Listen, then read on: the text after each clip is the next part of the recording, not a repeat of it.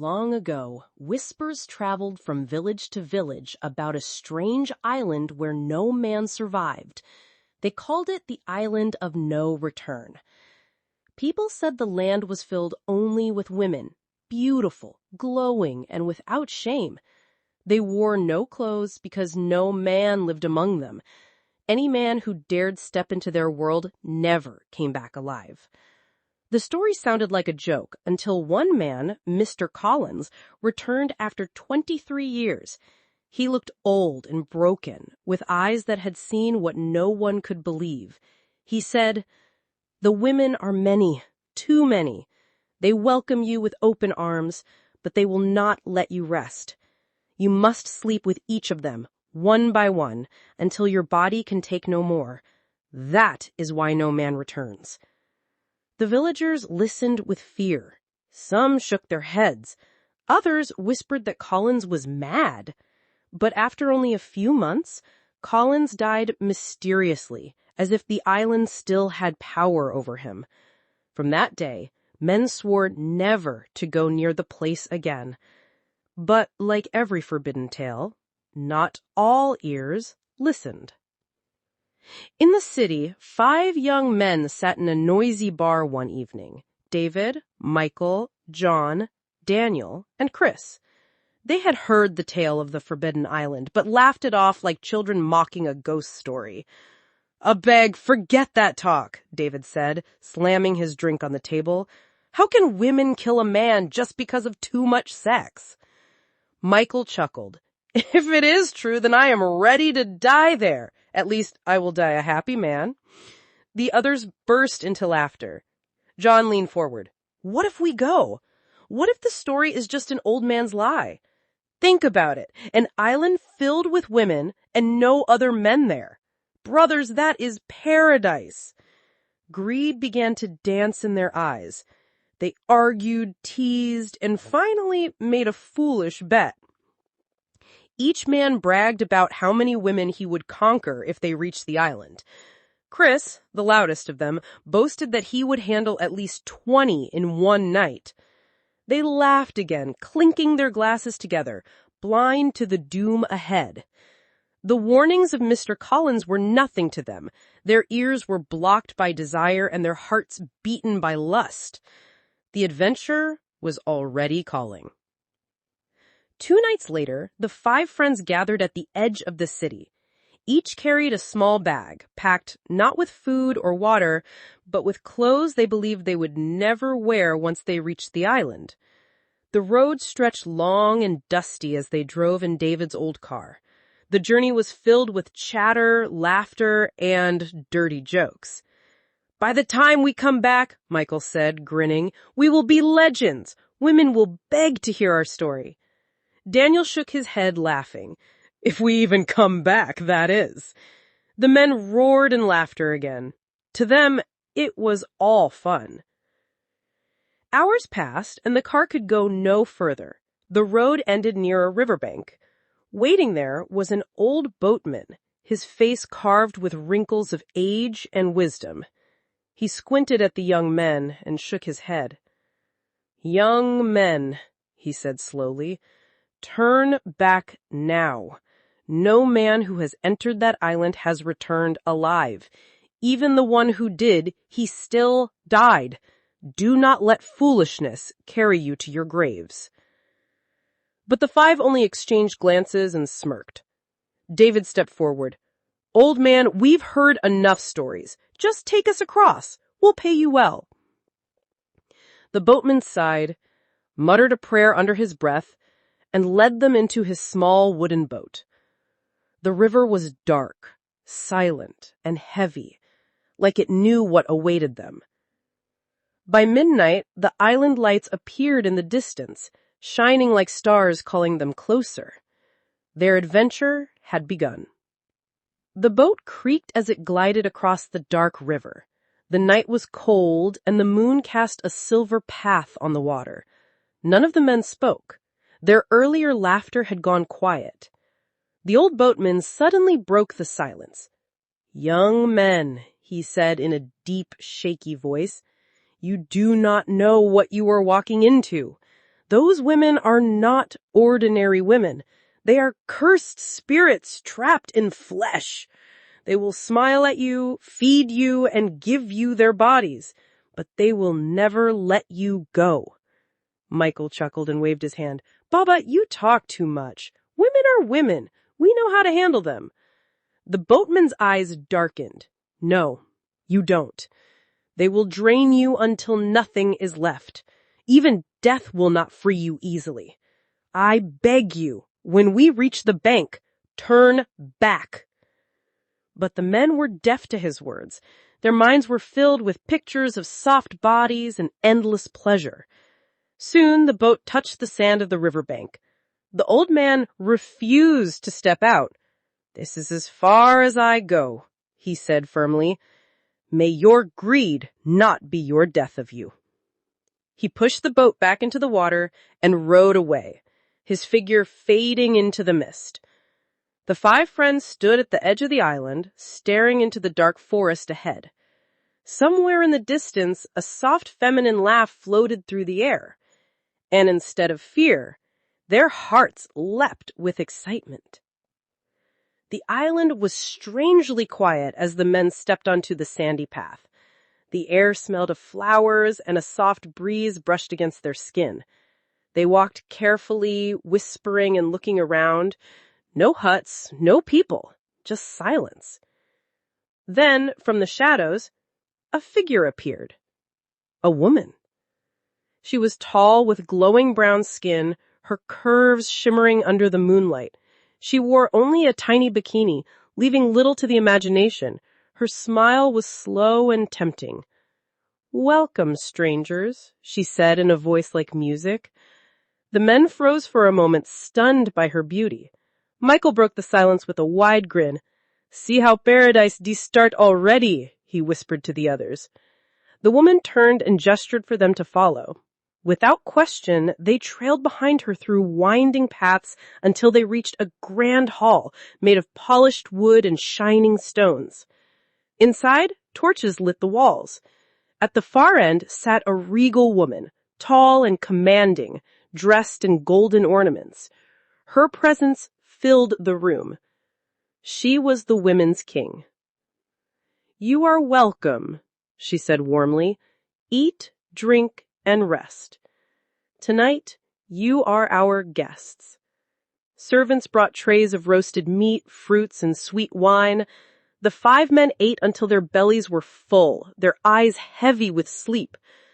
Soon after, they were led to a giant bed covered in soft furs. Together they lay down, smiling and whispering like boys in a dream. This place is nothing like the stories, John said, yawning. True talk, David replied, drifting into sleep. And so their first night on the island ended in comfort and laughter. The trap had been set. The morning sun poured into the great hall, waking the 5 friends from their deep sleep. Instead of danger, they were met with the sound of laughter and singing. When they stepped outside, their eyes widened. The whole island seemed alive. Dozens, no, hundreds of women filled the space, moving gracefully like dancers. Some wore beads, some wrapped themselves in bright cloths, but many wore nothing at all. Their beauty was overwhelming. Michael whistled under his breath. Brothers, we enter heaven. The women clapped and cheered as if they had been waiting for the men all their lives. They offered fruits, cool water, and soft cushions to sit on.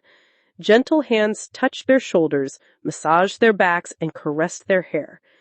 David leaned toward John and whispered, The old man lied. This is no curse. This is paradise. Later that day, they were summoned again to the hall.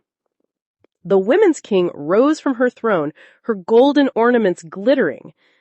You are welcome in our land, she said. Tonight, you will each be given your own room, so you may rest in peace and comfort.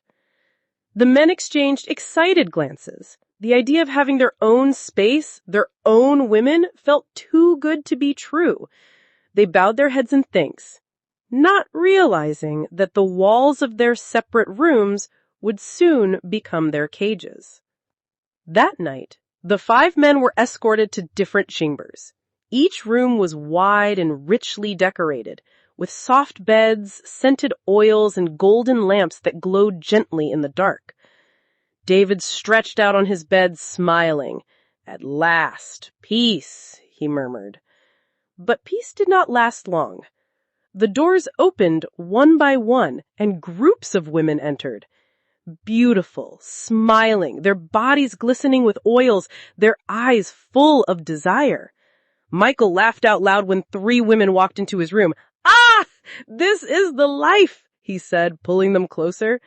In Daniel's room, 6 women surrounded him, whispering in his ears, touching him from every side. He was too stunned to resist. John and Chris were no different. Each man surrendered to the pleasure, forgetting every warning they had heard. By midnight, their chambers were filled with sighs, laughter, and the sound of wild passion. The island had finally shown its true nature, and the trap was now complete. The first night stretched into dawn, yet the women never tired.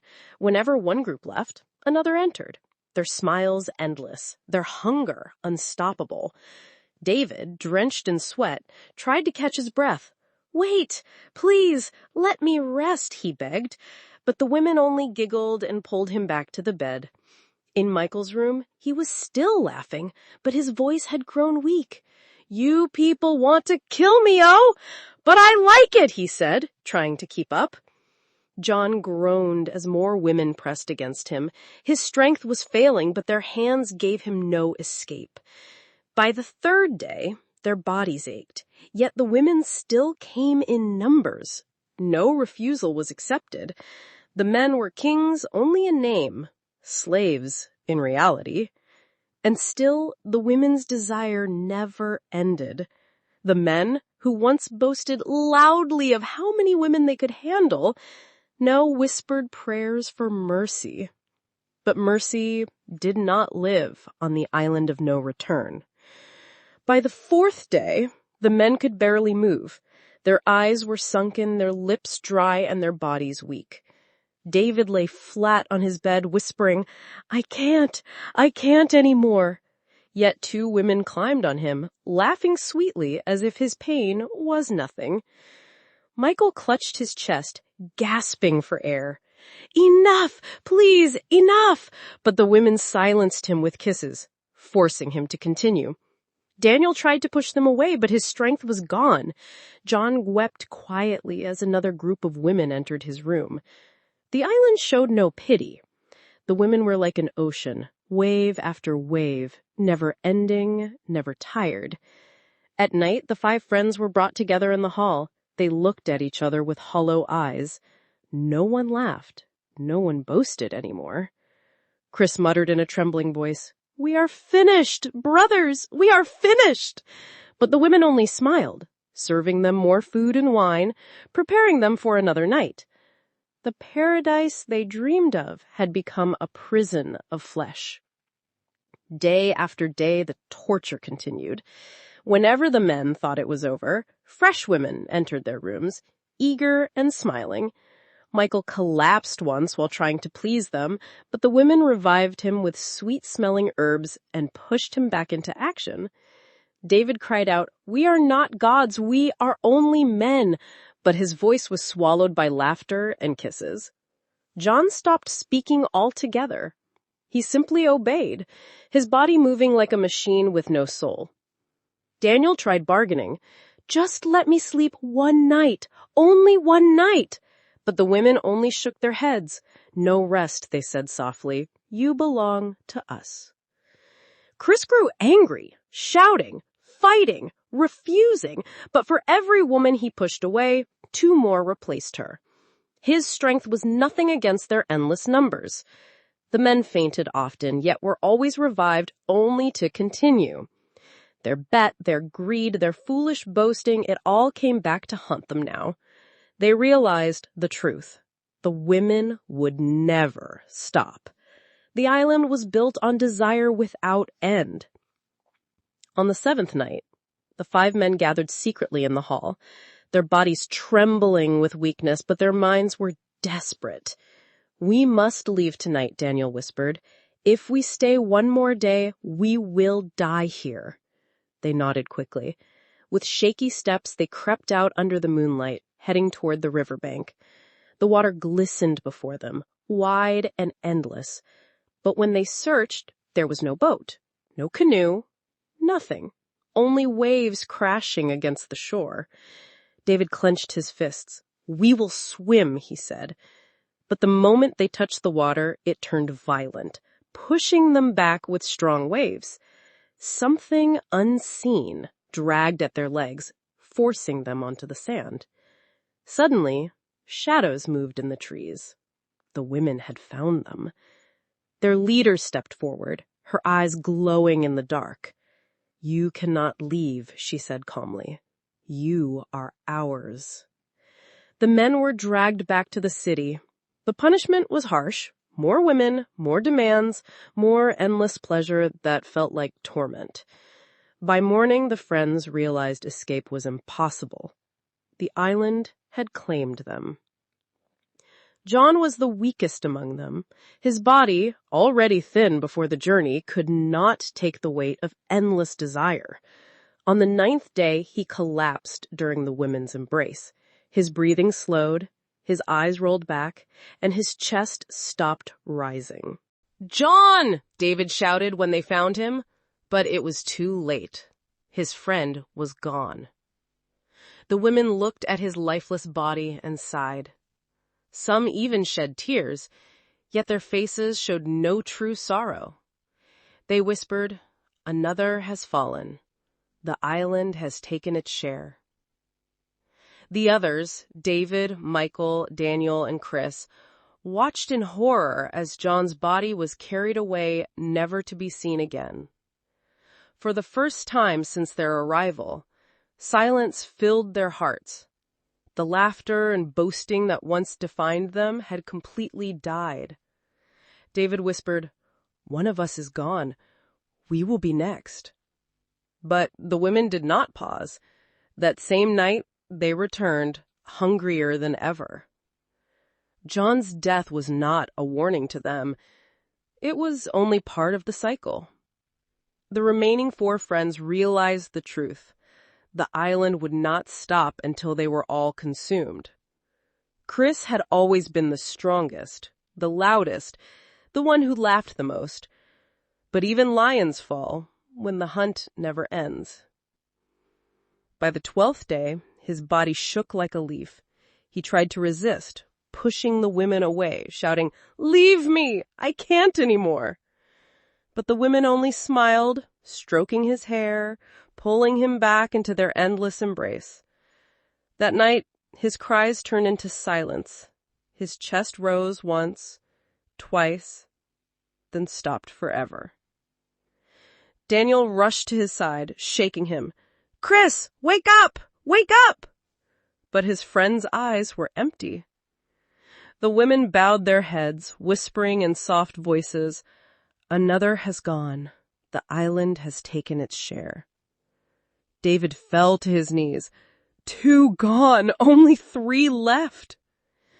The hall that once felt like paradise now looked like a graveyard in their eyes. Michael muttered, his voice weak, "We should have listened. Oh God, we should have listened." But regret could not bring Chris back. The island had claimed another victim. The 3 survivors, David, Michael, and Daniel, sat together in silence. Their eyes were hollow, their lips dry, their bodies weak beyond measure. No one spoke of women anymore.